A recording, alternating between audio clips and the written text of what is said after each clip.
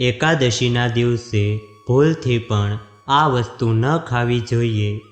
28 September 2024 અને શનિવારના દિવસે ભાદરવા મહિનાની વદ પક્ષની એકાદશી છે।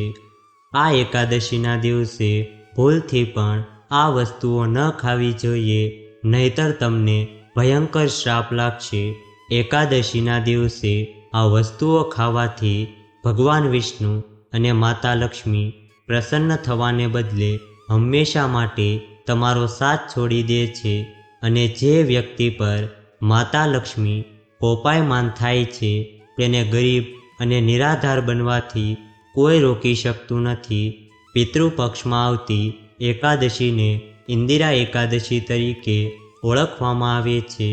હિન્દુ શાસ્ત્રોમાં કહેવામાં આવ્યું છે કે આ એકાદશીનું વ્રત કરવાથી અને ભગવાન શ્રી હરિવિષ્ણુની પૂજા કરવાથી તમને ભગવાન વિષ્ણુના આશીર્વાદની સાથે આપણા પૂર્વજોના આશીર્વાદ પણ મળે છે। પરંતુ પિતૃપક્ષમાં આવતી આ એકાદશીના દિવસે કેટલીક એવી વસ્તુ છે જે તમારે ભૂલથી પણ ન ખાવી જોઈએ। જો તમે આ વસ્તુ ખાઓ છો તો તમને પિતૃદોષ લાગે છે।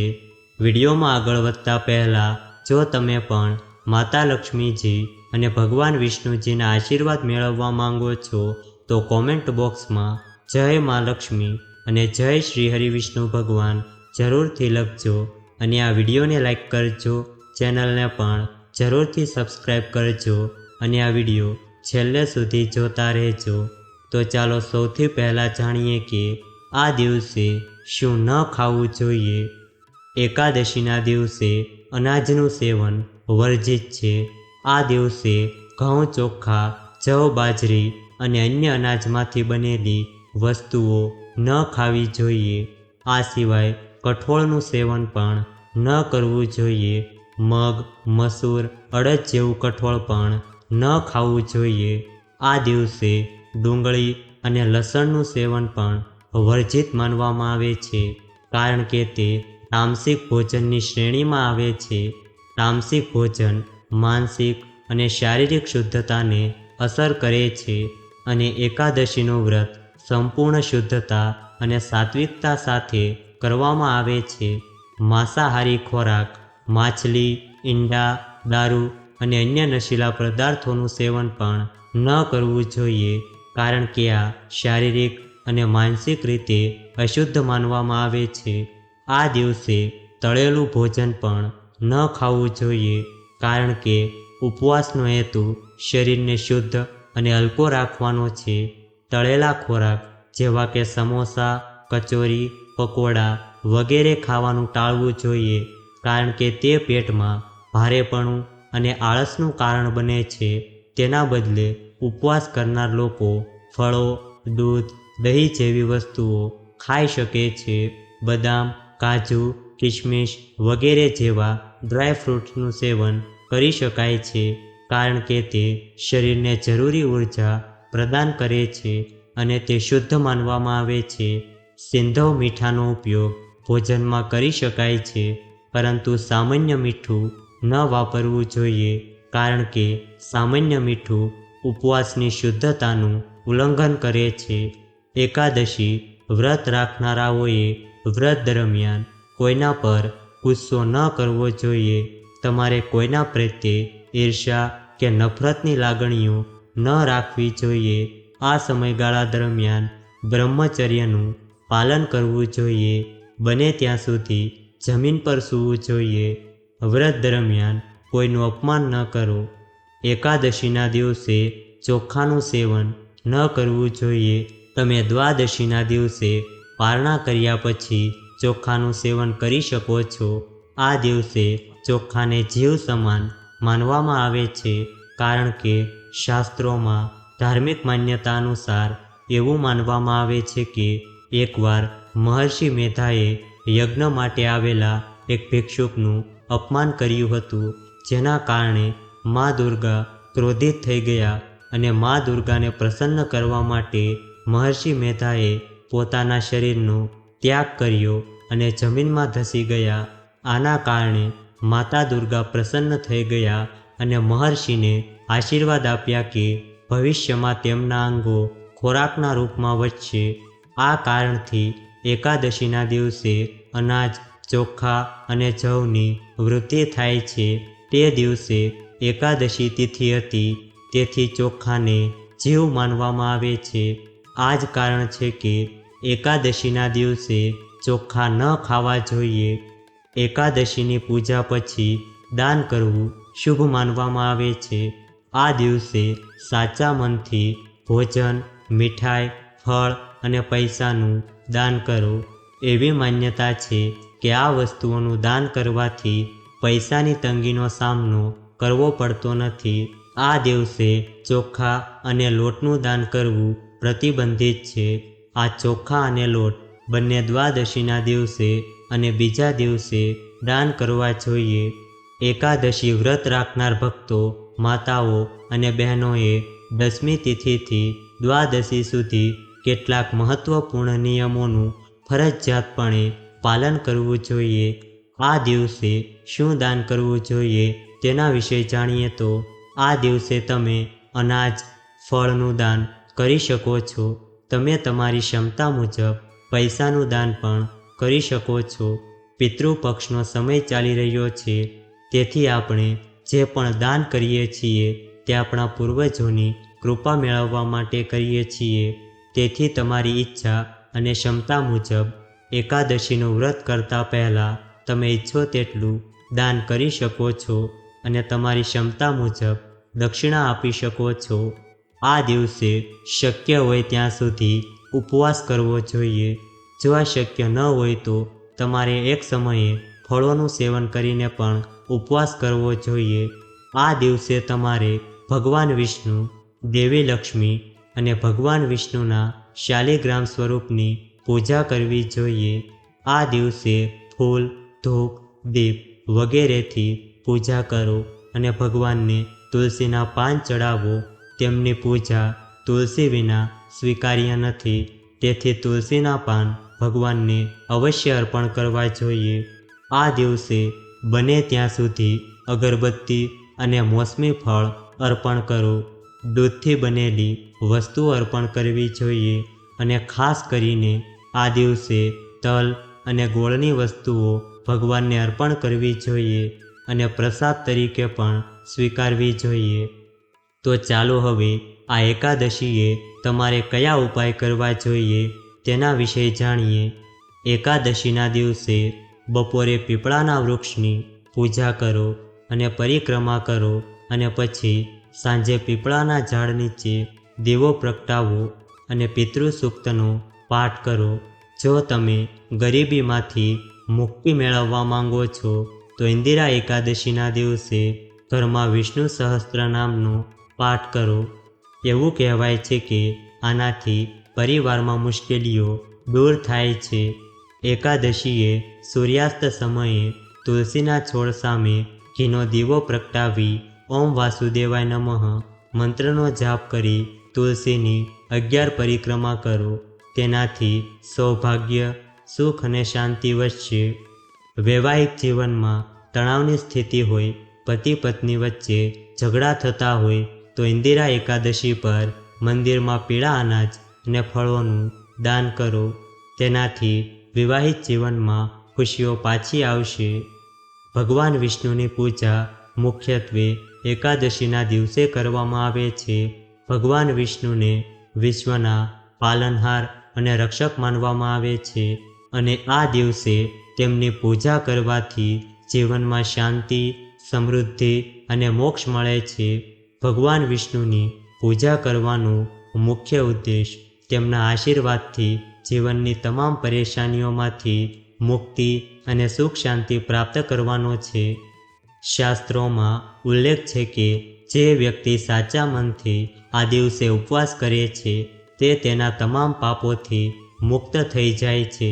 આ વ્રત આત્મશુદ્ધિ અને આધ્યાત્મિક પ્રગતિ માટે ખૂબ જ મહત્વપૂર્ણ છે. એકાદશીના દિવસે વ્રત રાખવાથી પુણ્યનો સંચય થાય છે, જે જીવનના દરેક ક્ષેત્રમાં ફાયદાકારક છે. એવું માનવામાં આવે છે કે જે વ્યક્તિ આ દિવસે વ્રત રાખે છે અને ભગવાન વિષ્ણુની પૂજા કરે છે તેના બધા પાપોનો નાશ થાય છે અને તેને મોક્ષની પ્રાપ્તિ થાય છે. આ વ્રત જીવનને પવિત્ર અને શુદ્ધ બનાવે છે. આ એકાદશીનું ધાર્મિક અને સામાજિક મહત્ત્વ પણ છે. આ દિવસે દાન કરવું અત્યંત શુભ માનવામાં આવે છે. ખાસ કરીને કપડાં, અન્ન અને પૈસાનું દાન કરવું ભગવાન વિષ્ણુ અને માતા લક્ષ્મીની કૃપા મેળવવાનો આ શ્રેષ્ઠ ઉપાય છે. એવું માનવામાં આવે છે કે આ દિવસે કરવામાં આવતું દાન અનેક ગણું ફળ આપે છે.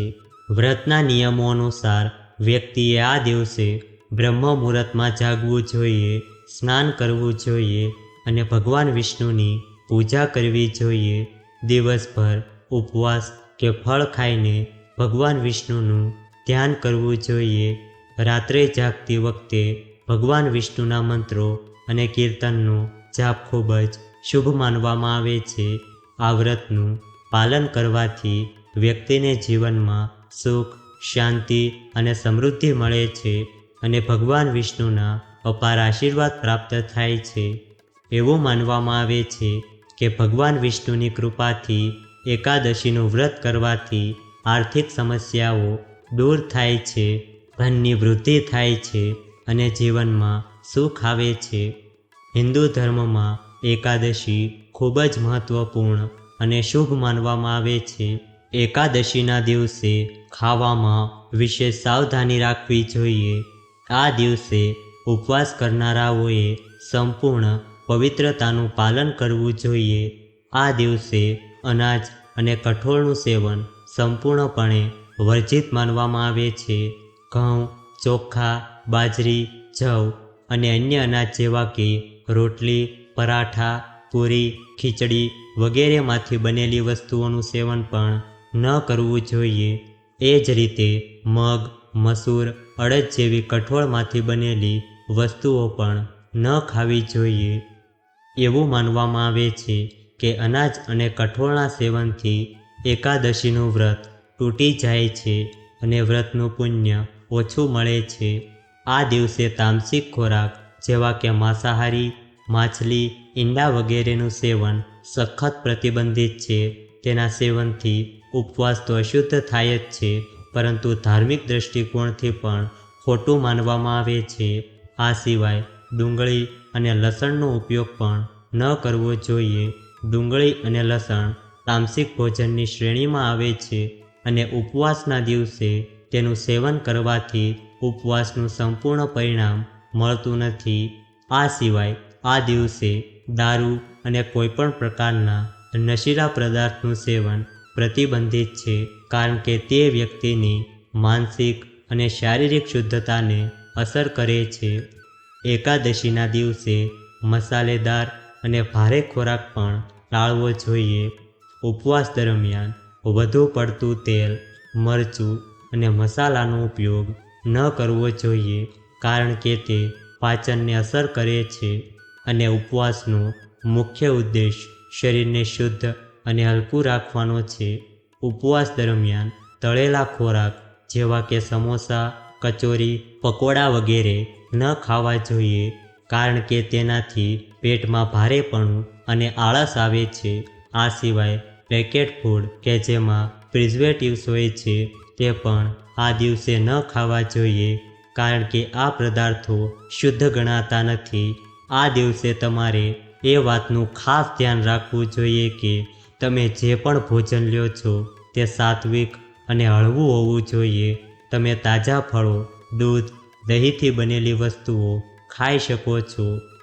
શાસ્ત્રો અનુસાર જે રીતે તમે એકાદશીના દિવસે ભગવાન શ્રી હરિ વિષ્ણુની પૂજા કરો છો, તેવી જ રીતે ઇન્દિરા એકાદશીના દિવસે પણ તમારે તમારા પૂર્વજોનું ભક્તિભાવથી સ્મરણ કરવું જોઈએ.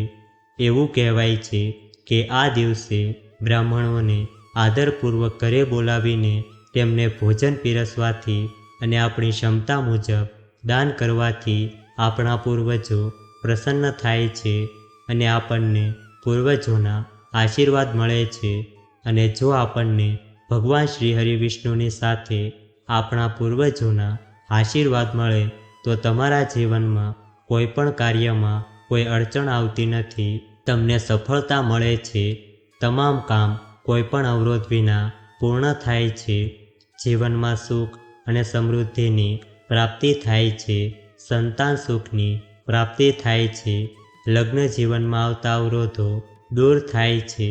પિતૃપક્ષમાં આવતી એકાદશી વિશેષ મહત્વની છે, કારણ કે આ દિવસે ભગવાન વિષ્ણુની સાથે પિતૃઓની પણ કૃપા પ્રાપ્ત થાય છે.